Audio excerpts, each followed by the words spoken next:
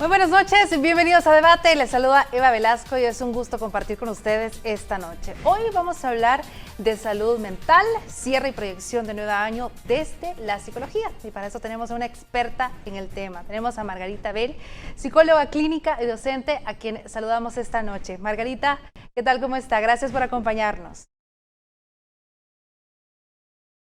Y esperemos aportar en esta noche de un tema tan polémico y tan poco hablado.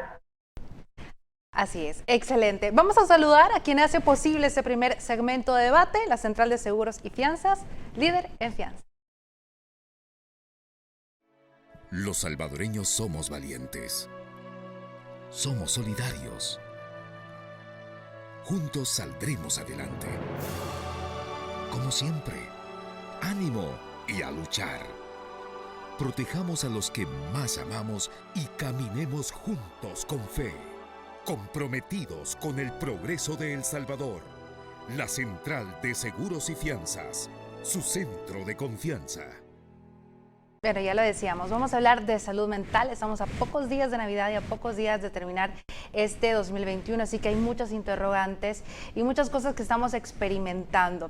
Margarita Bell, psicóloga clínica y docente, además de ser psicóloga y docente universitaria, se especializa entre otros temas como violencia, abuso sexual y suicidio. Tiene 29 años de experiencia y ha trabajado con casos de familiares de personas desaparecidas. Hoy, Margarita, específicamente vamos a hablar de esto que nos está ocurriendo a pocos días de terminar el año. Hay una incertidumbre, hay depresión, hay estrés, hay ansiedad. ¿Cómo podemos esperar este 2022 y cómo se explica esto que estamos viviendo actualmente? Es importantísimo partir de algo. La mayoría de nosotros que ha vivido desde finales del 2019, principios del 2020, la pandemia, está sintiendo fatiga, y una fatiga mental, y se llama la fatiga pandémica, en donde tenemos los casos de personas que tienen marcada depresión, marcada ansiedad, que sienten que esto nunca termina, es como ya va a pasar y viene una nueva ola y viene otra ola, y eso nos está dando una fatiga porque nosotros estamos teniendo que adaptar a un mundo que de suyo no nos gusta y que encima nos refleja que el mundo en que vivíamos era un mundo que, pese a sus problemáticas, era un mundo donde nosotros nos podíamos mover. La educación virtual, el trabajo virtual y toda la virtualidad ha venido a cambiar nuestra rutina, nuestro modo de adaptarnos a la vida. Y hay gente cuya vida ha colapsado por problemas económicos, porque su emprendimiento se quebró, porque su relación falló, y empezaron a pasar una serie de cosas que colapsaron a esas personas. Ellos tienen un tipo de problema. Por el otro lado, tenemos que hay una enorme cantidad de violencia que se está dando paralelo a esto, mucha violencia en muchos términos. Aquí estamos hablando de que por la misma procesos pandémicos hay muchísima más violencia intrafamiliar, en donde hay más gente que se siente mucho más sola y se ha sido, entre comillas, los grandes solitarios y los grandes olvidados, hasta personas que están viviendo un tipo de violencia específicamente contra su vida, contra su salud mental. Y eso es algo que se ve totalmente cubierto. Es como, tú ya te deberías de haber adaptado, ya pasaron casi 2 años, ¿cómo es que no te has adaptado? Y parte de la salud mental es entender que no hay normalidad, sino que cada uno de nosotros funciona diferente y que dentro de esos recursos que tiene, debe adaptarse a la realidad.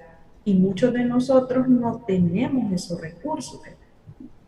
Excelente. Hay muchos problemas que ha mencionado, pero para usted como experta en nuestra realidad en El Salvador, ¿cuáles pueden ser esas consecuencias, esas principales consecuencias en los salvadoreños por estos 2 años de pandemia? Nosotros vamos a decir que ahorita la mayor cantidad de problemas que tenemos es todo lo relacionado con ansiedad. Tú dijiste una palabra clave cuando me preguntas, incertidumbre. Los seres humanos podemos manejar cualquier tipo de emoción, menos la incertidumbre. ¿Por qué? Porque si es sí es, ok, ahí voy. Si es no, ahí voy. Y tengo que ver cómo me adapto. Pero ese sí, pero no, que quizás que tal vez es algo que la mayoría de nosotros empieza a generar ansiedad, ansiedad. ¿Y qué va a pasar? ¿Y por qué va a pasar? ¿Y si no pasa? Y empieza de la ansiedad a subir, a subir, a subir y se dan las primeras crisis de angustia. Y empieza aquella persona a sentir lo que en salvadoreño se llaman sofocos. Empiezo a sentir que las cosas se me salen de control, que hay momentos en que exploto, que lloro por todo, me siento irascible, hasta que eso se eleva a ataques de pánico.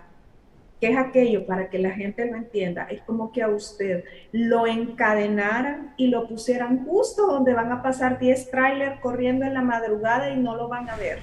Es esa sensación de estar al borde de la muerte y atrapado, es la asfixia, es esa sensación horrible. Esos síntomas se han elevado a nivel mundial. Ese es uno de los síntomas más grandes que tenemos y es donde los salvadoreños están desgraciadamente medicándose mucho más. Y tú hablas con médicos y te dicen que están dando en casi todos ansiolíticos. Por el otro lado tenemos las crisis depresivas. Aquí vamos a hablar de un fenómeno que es propio y lo voy a contar como chiste, pero es anécdota. Latinoamérica es el Hulk del mundo, vive siempre en crisis. Entonces es como que ya normalizamos sentirnos mal, ya normalizamos no querernos levantar en la mañana, ya normalizamos que hay un momento en que sentimos que me pesa la vida, que hay un momento en que decimos, tal vez estaría mejor muerto, y perdón, con ese suspiro. Y esos son señales de depresión, pero la mayoría de nosotros no las ve hasta que, ¡puf!, colapsaste. Entonces, yo diría que esas dos cosas son las más graves. Y aquí llevamos entre los pies a aquellas personas que sí están llevando duelos muy fuertes, junto a estos dos fenómenos de depresión y ansiedad, todos los duelos, que el duelo no es la muerte de alguien, duelo es la pérdida de personas, obvio, trabajos, mascotas, estilos de vida, amigos, todo aquello que implique pérdida es un duelo y muchos de nosotros no lo estamos sabiendo manejar. Entonces yo diría que es tres fenómenos ante los que estamos los trabajadores de la salud mental enfrentando. Ok, ya que habló de este tema también, esto es lo que hemos experimentado mucho durante esta pandemia, sobre todo, los duelos. Y la pregunta es, ¿cómo sabemos si no los estamos manejando bien? Por ejemplo, teníamos, en el caso del duelo de perder a un familiar, ya dijo usted que hay muchos tipos, pero en el caso de perder a un familiar, muchas personas no pudieron despedirse de la forma tradicional, al menos aquí en Latinoamérica. Incluso he conocido personas que han dicho que lamentablemente no se pudieron despedir, se llevaron a su familiar al hospital, se lo entregaron en una caja sellada y no pudo ver el cuerpo. Entonces, ¿cómo afecta el duelo esta pandemia? ¿Cómo vino a afectar el duelo en los salvadoreños y en el mundo entero? Nosotros estamos ante uno de los fenómenos que empezamos a ver las repercusiones, pero el impacto total lo vamos a ver en unos años. ¿Qué ocurre? Para nosotros y para casi todas las culturas, el ritual de enterrar a nuestro ser amado es parte de reconocer su muerte. Y cuando la reconocemos es porque es algo en donde aceptamos que ese cuerpo ya falleció, aunque creamos, porque la mayoría de nosotros tiene alguna creencia de que esta persona vive en otra parte, en otra dimensión, en el cielo, etc. Entonces, ¿qué ocurre? Tenemos que entender, el fenómeno de duelo implica entender que todo ser vivo fallece y que ese proceso es inevitable, pero ver a la persona es parte de aceptar eso. Se nos ha quitado eso y para nosotros es más difícil aceptar que esa persona falleció. Sí. Punto uno. Punto dos, se ha excluido a los niños de ese fenómeno. Y los niños sí también necesitan verlo. Yo no le digo enséñele al... No, es informe, porque si no el niño se siente abandonado y tiene que ser alguien muy amado para el niño quien se lo informe. ¿Qué ocurre? El no cerrar el duelo, que lleva fases concretas, nos está poniendo en una fase donde yo mantengo la esperanza en el caso de mucha gente. En otras personas es no logro metabolizar el duelo y hay una fase específica que se llama la fase de ira y estas personas digamos que patinan en esa fase.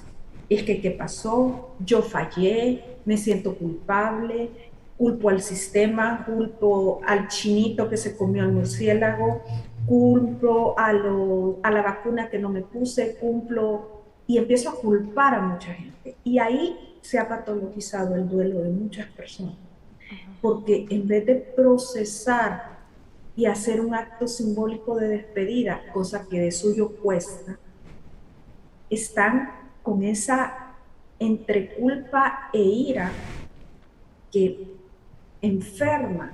Claro, se oye fácil, pero aceptar, hacer ese acto simbólico de despedida, ya sea en casa, ya sea reunirnos entre todos y decir, gracias por lo que nos diste, te amamos donde quiera que estés y cada uno de nosotros decir algo es un proceso sumamente complejo, porque no tenemos la red de apoyo de los demás que nos llegaron a la vela y nos abrazaron y nos acompañaron, sino que estamos solos y eso es lo que más difícil se nos hace. ¿Qué les recomienda, Margarita, a esas personas que no han superado este duelo, que ni siquiera quizás lo han empezado, que no lo entienden y que pasan sufriendo, aparte de la incertidumbre de saber que no es que ya se terminó la pandemia, que esto puede seguir ocurriendo, que podemos seguir perdiendo seres queridos? ¿Cuál es esa recomendación importante para esas personas que no han hecho duelo, que no saben cómo hacerlo? Lo primero que usted tiene que hacer, Eva, es partir de un punto. Si usted en este momento se siente con ánimo, pídale a alguna persona que lo acompañe al cementerio, si usted quiere, y lleve algo con quien usted decir o estar. Pídale a la persona, no digas nada, solo acompaña. Y hablamos y usted se para y habla con la persona y le dice, gracias, acepto que me amaste, acepto que te tuviste que ir, y haga un acto de despedida en ese momento. Es yo te amo, sé que estamos juntos por el amor que siempre nos vamos a tener, y haga, si usted no se siente con ánimo de ir al cementerio, hágale una carta en donde usted le diga necesito quedar en paz contigo por esto y esto y esto, y lo escribe, pero al mismo tiempo quiere decirte que te amo, esto y esto y esto. Incluso si usted necesita perdonar a la persona o pedir perdón, escríbalo y luego queme esa carta. Qué fuerte. Empezar el duelo es aceptar eso. Eva. Qué fuerte, Margarita, pero qué importante, de verdad, y ojalá que muchas personas que estén escuchando eso puedan despedirse de la forma que mejor les parezca, pero hacerlo. Vamos a ir a una pausa comercial, pero vamos a seguir hablando de este tema, de las consecuencias que nos ha dejado la pandemia del COVID-19 en estos 2 años. Estamos a punto de terminar el 2021, así que tenemos muchas más recomendaciones, muchos más temas que contar. Volvemos en breve. Gracias por continuar con Debate. Hoy estamos hablando de salud mental. ¿Cuáles son las proyecciones para el 2022? Sobre todo por ese tema de la pandemia del COVID-19 que, ojo, no ha terminado. Estamos hablando con la psicóloga y estamos hablando del duelo, que es un tema muy, muy importante. Pero también hay otro punto y es cómo ha afectado en nuestro día a día este cambio de hábito en casi todo lo que hacemos. Este distanciamiento entre humanos, ¿cómo ha afectado psicológicamente a las personas? Nos ha alterado muchísimo. las personas creo que no se han dado cuenta de los cambios tan fuertes que tenemos en su vida. Por ejemplo, y voy a hablar de algo que ha sido muy doloroso a nivel mundial, la cantidad de divorcios que ha habido, porque una cosa es convivo contigo en la noche y en la mañana, y otra es convivo contigo 24/7, y algunos convivimos incluso con nuestros hijos o con la suegra. La cantidad de divorcios ha sido tremendamente fuerte, y el post o el duelo de ese divorcio, de esa separación, ha sido mucho más difícil, porque usualmente las redes de apoyo eran las salidas con los amigos, vamos, te apoyamos, etcétera. Y estas dos personas se han encontrado enfrentando solos aún más su proceso de duelo por soledad también. Entonces, eso ha sido una parte. Estamos hablando también de la enorme cantidad de adultos mayores con depresiones severas porque se sienten abandonados, y a diferencia de nosotros que somos migrantes digitales y de aquellos que son nativos digitales, a ellos les cuesta muchísimo o les costó muchísimo más adaptarse a los procesos tecnológicos y a los dispositivos para entrar en contacto con los demás. Acuérdense que al principio de la pandemia era ellos son la población más vulnerable, no se les acerque, cuidado porque los puede contagiar. Entonces ellos fueron muchísimos más aislados como población y han sufrido mucho más abandono, entre comillas.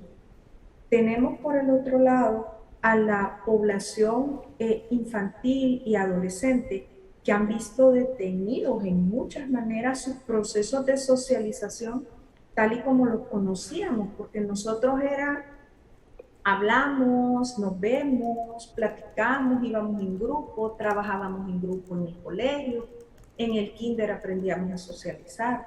Hoy ellos han aprendido a socializar en un mundo totalmente virtual, y sus formas de socializar están siendo investigadas porque hoy tenemos otra forma de relacionarnos a partir de esas edades, una forma en que los que estamos fuera de esa edad poco podemos conocer, y entonces la forma de relacionarse entre ellos mismos se ha alterado, y al mismo tiempo se ha alterado la relación entre los adultos y ellos, porque nosotros no tenemos todavía o estamos conociendo las maneras de entrar. Hay personas y mamás que me dicen, no, mire, yo mejor chateo con mi hijo, porque si yo chateo, me contesta, pero en persona es mentira, no podemos. Y finalmente, tenemos cambios radicales a nivel poblacional en todo esto.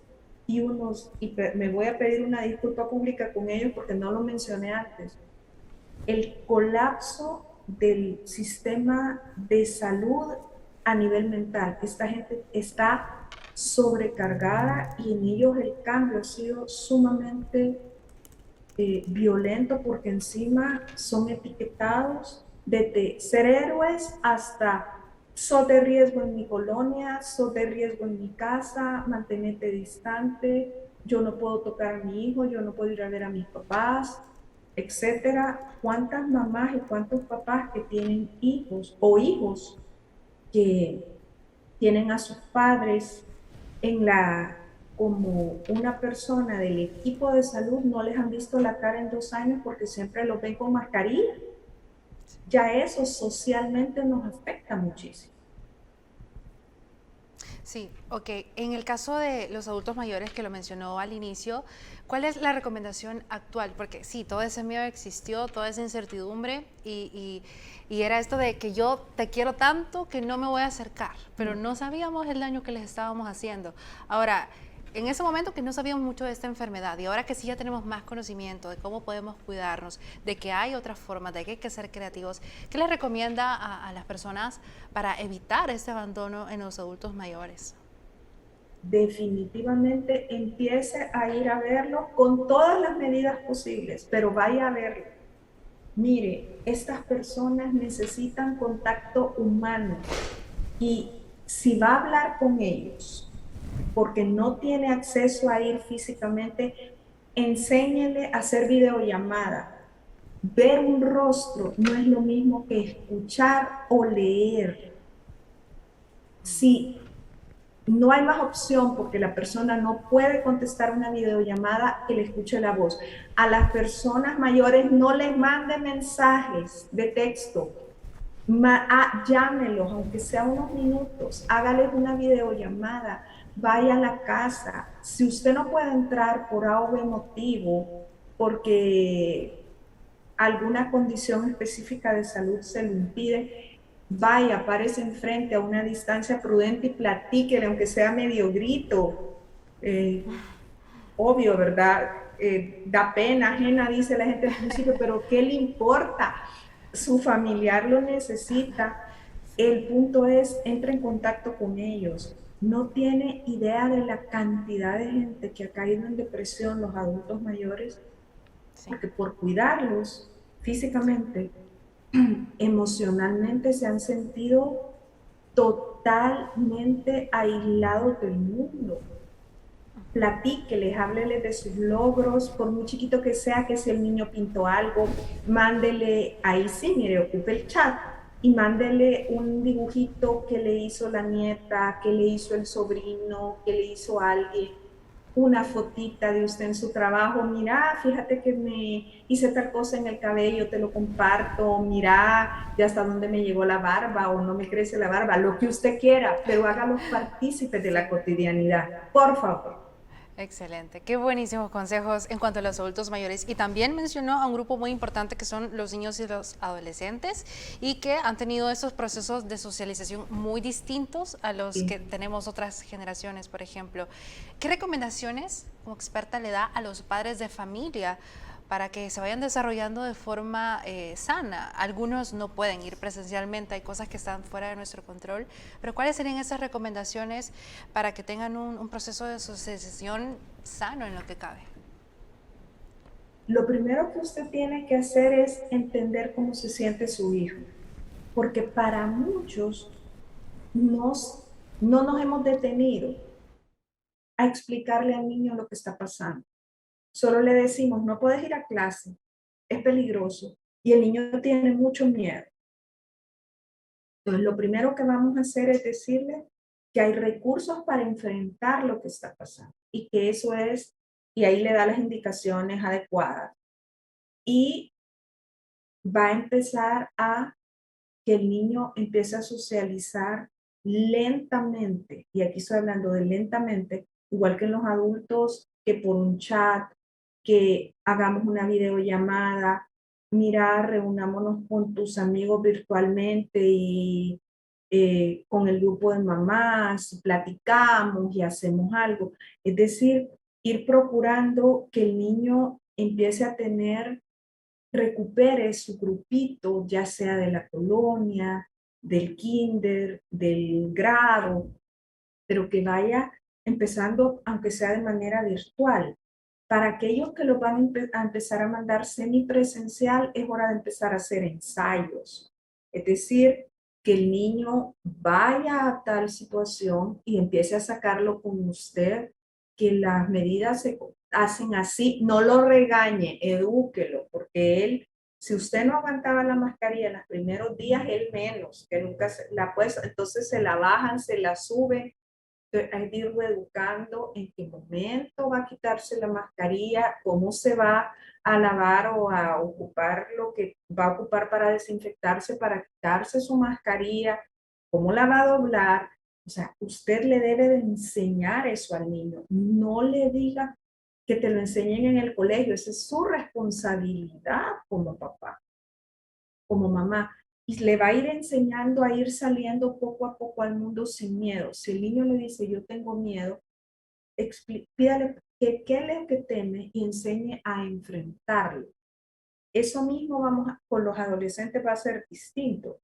Ahí ellos le van a dar la clase a usted de lo que tiene que hacer. Aquí lo que usted va a hacer es abrir el espacio de confianza para que este muchacho o esta niña le vaya diciendo cómo se siente de tener que regresar, cómo se siente de estar aislado, que si le han hecho bullying, que si, qué siente.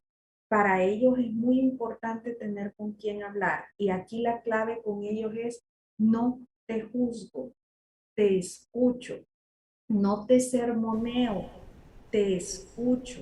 Y una vez que yo te he escuchado, te hago ver las consecuencias de lo que has pensado hacer, de todas las opciones que tienes, y te llevo a reflexionar sin sermón cuáles serían las opciones y sus posibles consecuencias. Ojo, y que él tiene que asumir o ella tiene que asumir la responsabilidad. En ese sentido, así nos vamos a acercar y vamos a socializar mejor con ellos, porque quiera que no, el ciberbullying existe y ellos a nivel virtual lo han vivido. Y entrar a clases virtuales no significa que esté socializando, significa nada más que él está en clase, nada más. Cómo se siente y cómo interactúa en las clases es algo que usted, y se oye feo, pero es cierto, todos los papás nos ganamos el derecho de que él nos lo comente sin juzgarlos, sino ir como platicándolo, platicándolo, platicándolo despacio. Excelente. Ahí están las recomendaciones para los padres de familia, muy prácticas, muy fáciles de entender para poder lograr este proceso de socialización saludable. Vamos a ir a un corte comercial, vamos a seguir hablando del tema. Recuerde que también puede enviar sus preguntas a través de las redes sociales de debate para que al final del programa podamos hacérselas a la psicóloga. Volvemos en unos minutos. Vamos a continuar con la información. Estamos hablando sobre salud mental y para quienes recién nos sintonizan, estamos entrevistándolo a la psicóloga clínica y docente Margarita Vélez. Hemos estado hablando del COVID-19, de algunas de las consecuencias y recomendaciones muy importantes para saber cómo sobrellevar este miedo. Y por eso vamos a hablar ahora de esta importancia de la salud mental. ¿Cómo está la realidad en nuestro país en estos momentos? Algunas personas tenían prejuicios antes al hecho de visitar un psicólogo, por ejemplo. ¿Será que con esto de la pandemia estos prejuicios han cambiado un poco? La gente ya está valorando un poco más el hecho de que la salud física es igual de importante que la salud mental.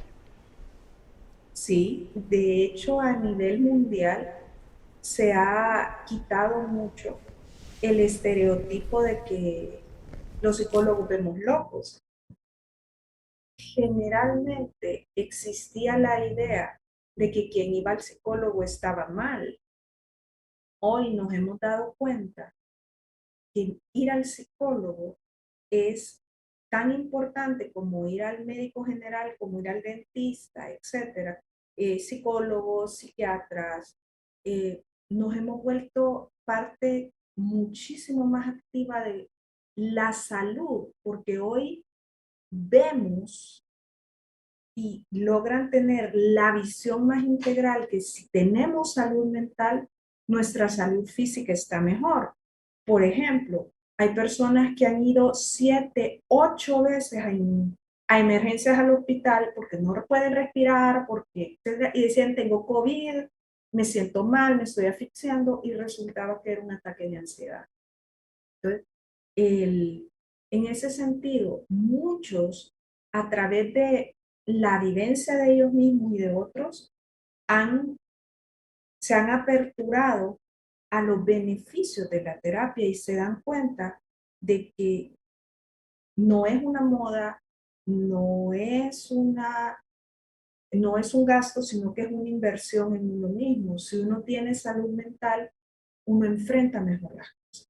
Y hoy, inclusive, personas que están bien, entre comillas, porque todos de alguna manera estamos afectados, buscan ayuda porque dicen, yo quiero enfrentar esto de una mejor manera. Necesito prepararme para este cambio. Necesito comprender que estoy en riesgo. Necesito comprender que mi familia va a cambiar de dinámica en poco tiempo y buscan apoyo psicológico. Y eso es muy positivo para ellos y para los que lo rodean. Ok, esta es una pregunta que muchos podrían hacerse también. ¿Cómo sé que necesito urgente salud mental? Es decir, ir donde un especialista, ir donde un psicólogo. Porque algunas personas, por ejemplo, dicen, no, ya vas a estar bien, o "Ah, ya voy a estar bien con esto y yo solo estoy tratando como de curarme". ¿Cómo sé que realmente estoy necesitando la ayuda de un profesional en la salud mental? Hagamos varias preguntas. ¿Sufre de insomnio? Pregunta uno. ¿O pasa con sueño todo el día? ¿Ha tenido pérdida o aumento significativo de peso en las últimas semanas? Y ahí digo, ¿por qué? Porque hay gente que por ansiedad come y come y come y come y usted ya se siente hasta aquí, pero no puede dejar de comer o de tomar. Tres, es una persona que todos los demás gente le empiezan a preguntar, ¿qué te pasa? ¿Está bien? ¿Te pasa algo? ¿Te noto raro? Y usted dice, nada, nada, nada. Si toda la demás gente la nota o lo nota extraño, esa es una alerta roja.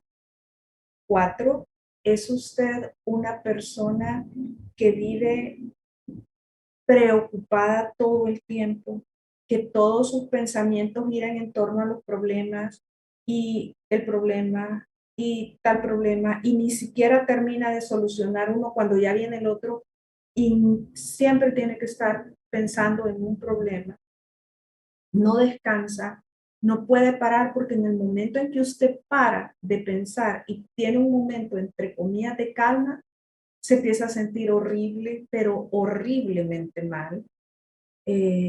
5, tiene ataques de ansiedad, que es lo que he descrito antes, esa sensación de miedo, temor constante, siente deseo de morirse. Ante esas situaciones es hora de decir, pero ya tengo que buscar ayuda. Tengo una pérdida que ha pasado 2 años, 1 año, y me sigo sintiendo como el día que esta persona falleció. Es hora de ir al psicólogo rapidito, pero rapidito. Pensarán que, bueno, voy a ir al psicólogo para sentirme bien, para ya no sentirme así, pero esto puede ir mucho más allá, esto puede ser letal, se pueden salvar Sí, vidas, ¿verdad? de hecho sí. Fíjate, Eva, que la mayoría de nosotros comete un error. Cree que ir a terapia va a ser, me voy a sentir bien así. No es así.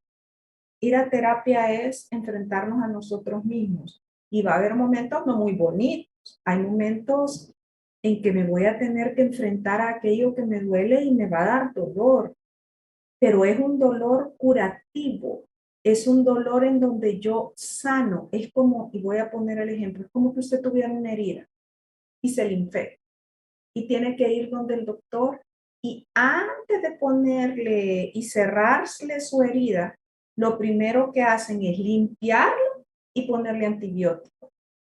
Lo mismo hacemos los psicólogos.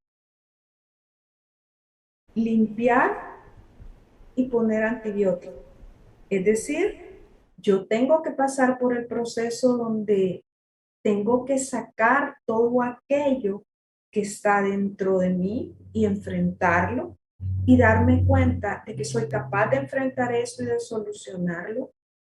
Y eso me va fortaleciendo, volviendo más fuerte, más resiliente y me hace una persona mucho más capaz, más funcional, más sana para enfrentar la vida. No para decirle jaja, jijiji a todo y nada me importa, sino es, puedo enfrentar un problema, tengo derecho a sentirme mal, pero esto no me va a detener la vida ni me hace sentir que tengo que huir de mi vida para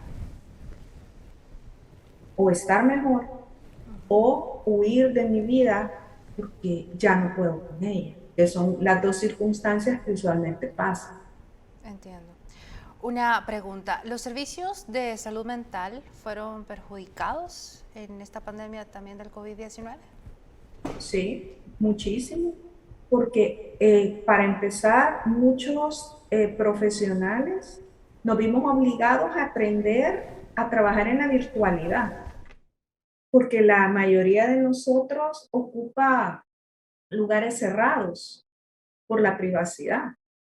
Entonces, a la fecha, muy poca o ya empieza a haber cierta posibilidad de ser presencial, pero no todas las personas pueden volver a lo presencial, ni todos los pacientes pueden volver a lo presencial.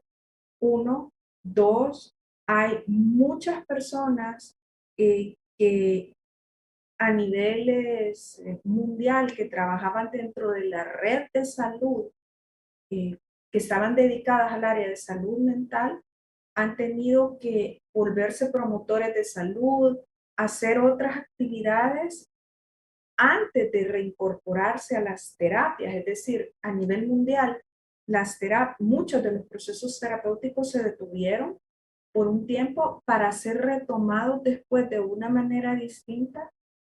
Si yo lo dijera a título personal, hay una deuda mundial para la salud mental de todo el personal sanitario, desde los médicos hasta las señores que hacen oficios varios, porque ellos se ven enfrentados a la muerte a diario. La salud mental, y en ese sentido, está muy golpeada, muchísimo, muy golpeada. Sí, entiendo.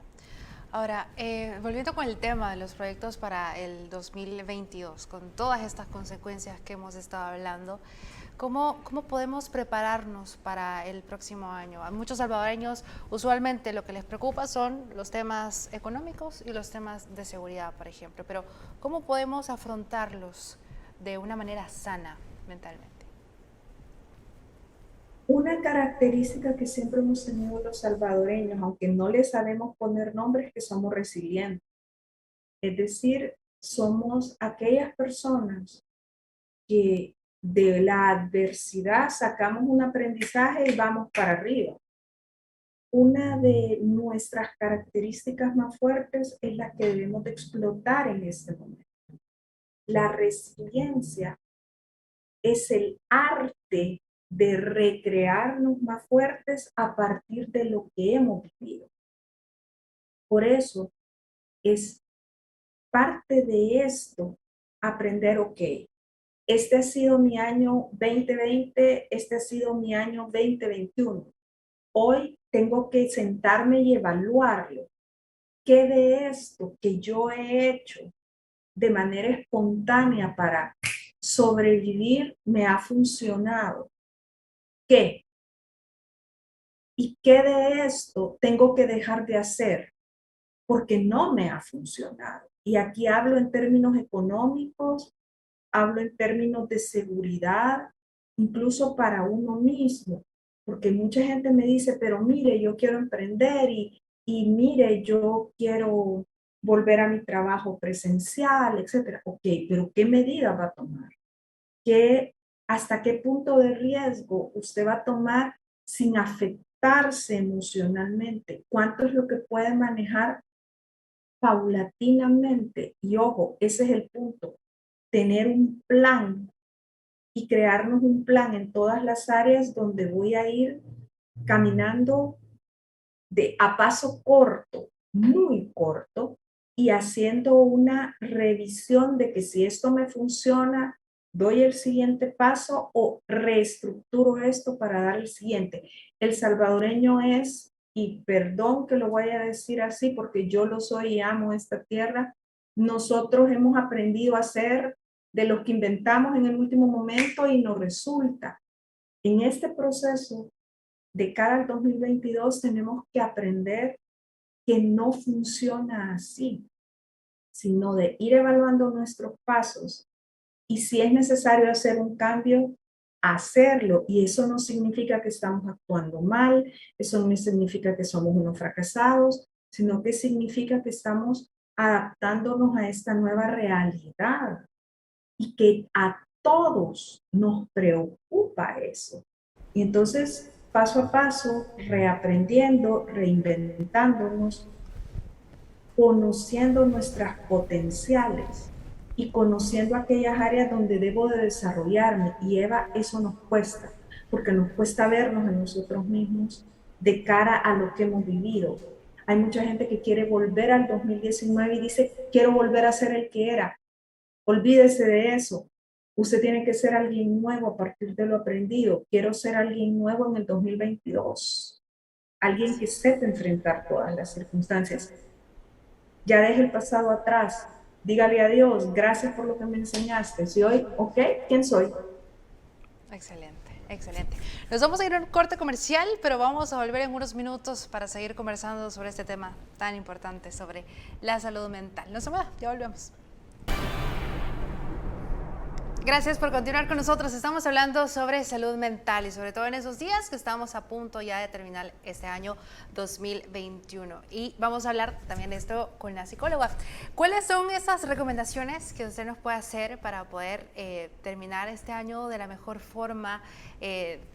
Claro, con salud mental, pero es decir, hay algunas tradiciones que hay, usted decía cerrar ciclos y todo eso, ¿cómo lo podemos hacer? ¿Hay gente que lo escribe ya como específicamente o cuáles podrían ser estas recomendaciones? Lo primero que le sugiero que haga es revise lo que se propuso, porque la mayoría de nosotros dice no logré nada y ese es un error. Nosotros logramos muchísimas cosas. Lo que ocurre es que la mayoría no los logramos en los porcentajes correctos o esperados. Uno dice, quiero hacer tal cosa. Ok, lograste hacer el 10%, logró hacer el 25%, logró hacer el 50%. La mayoría se nos olvida ver lo que sí logramos y vemos lo que no hemos logrado. Y eso nos frustra y es una de las razones por las que nos ponemos tan melancólicos para esta época. Porque lo vemos como cosas no logradas, como soy un fracaso, como yo hice esto mal, yo tal cosa, y empiezo a recriminarme. No, la evaluación del año se hace en porcentajes de esto que yo esperaba o de esto que yo me propuse o de esto que yo soñé, no necesariamente lo que pidió el 31, sino de lo que fue pidiéndose a lo largo del año, véalo en porcentajes. Y eso le cambia a uno la perspectiva porque dice, ok, ya logré esta parte, el otro año puedo lograr otra parte y entonces me enfoca a logros, me enfoca a darme cuenta que soy una persona positiva, que tengo y me hace falta disciplina probablemente, pero ya logré algo. ¿Cuáles son esas prioridades? ¿Cómo podemos clasificarlas y decir esta y esta? Porque algunos tenemos como una mezcla de cosas, pero ¿cuáles son esas realmente prioridades que uno tiene que decir, bueno, aquí tengo que mejorar tanto por ciento? Amor. Y el primer amor que quiero que evalúe es el amor a sí mismo. Okay. Porque, mire, uno no ama a nadie si no se ama a sí mismo. Porque es mentira, uno ama a la gente para uno, pues. Cuando alguien me dice, yo amo más al otro, eso no es amor. Porque uno ama, me tengo que amar yo para dar amor, para poder recibir amor. Entonces, prioridad 1, amor, para mí. Sí. Porque entonces voy a poder dar a los demás. ¿Ya? Mejorar mi autoestima, mi valía, mi autopercepción, no criticarme a mi cuerpo.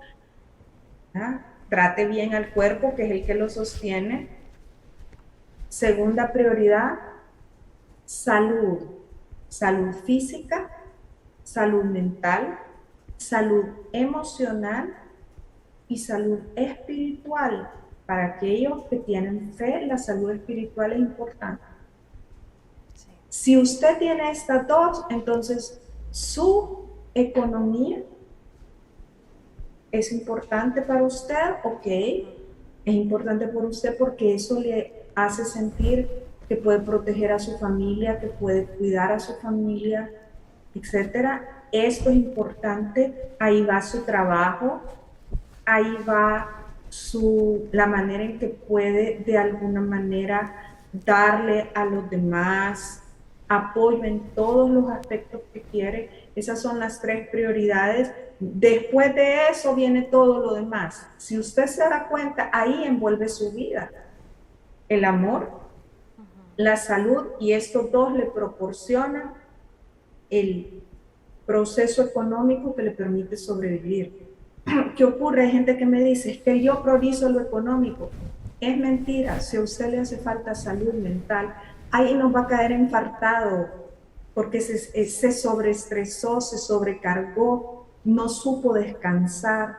Si usted no tiene amor por sí mismo, ahí fue donde usted dijo, yo soy una máquina y me puedo sobreexigir, y colapsó. O sea, el amor hacia uno mismo es vital para estar y dar bien las cosas. Entonces, priorice esas 3 cosas, vean qué necesita mejorar de esas 3, no abandone ninguna. Okay. Aunque sea mejorar un 5 o 10% en cada una, y va a ver los resultados en su vida cotidiana, en su trabajo, en su relación con los demás. Ok, excelente. Nos vamos con excelentes consejos, de verdad, estas recomendaciones de parte de nuestra experta de hoy, Margarita Beer, psicóloga clínica. Gracias por acompañarnos esta noche. Hasta aquí finalizamos debate. Gracias a usted por sintonizarnos cada noche. Nos vemos mañana, si Dios lo permite. Que descanse.